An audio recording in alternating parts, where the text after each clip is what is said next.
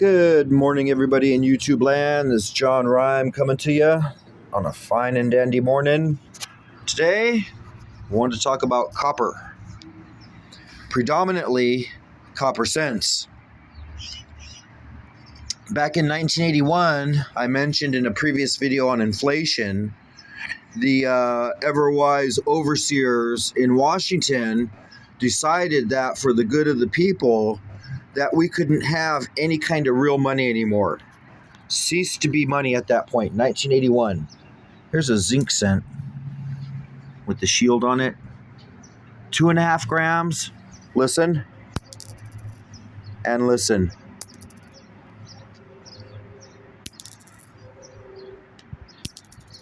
Okay, so 3.1 grams.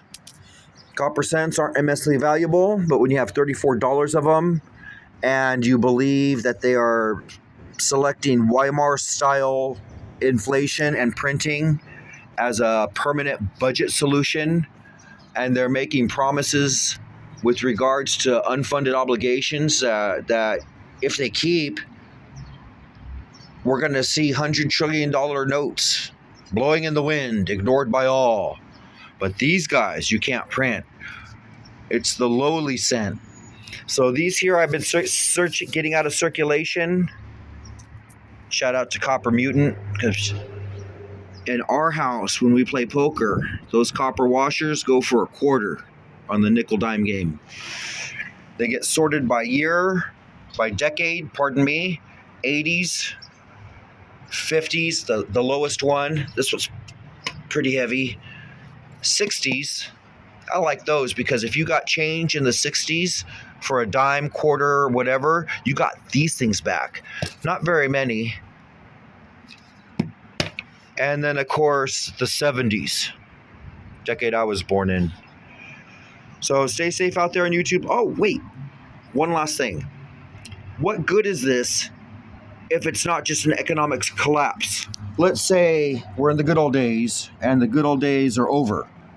And what can this any function besides being money? Yes. Assuming you can process, and it's relatively low temperature, most charcoal forges could do it. You can melt it down and cast it into a flask and put your water in there and purify it. You could make copper tubes out of it. You could make wire out of it. You could make ammunition out of this. And it's not legal to melt down. I'm talking like total collapse right now. So post-collapse in the bad old days. Or perhaps some kind of new one. Say it's just financial. We're in a financial slow burn with slow inflation. It's like extended hyperinflation, just years to get there instead of days. It'll hedge against inflation there. In the old days, it took 12 of these to buy a loaf of bread, and 28 of them to buy a gallon of gas. I know many of you remember the good old days, the real good old days, but who had them? Who had money back then? Everybody was broke. Rich men were rare back then. That's what I recall.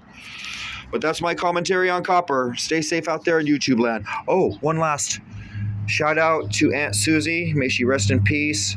We got this after her crossing over, the lighter case cover for a mini Bic.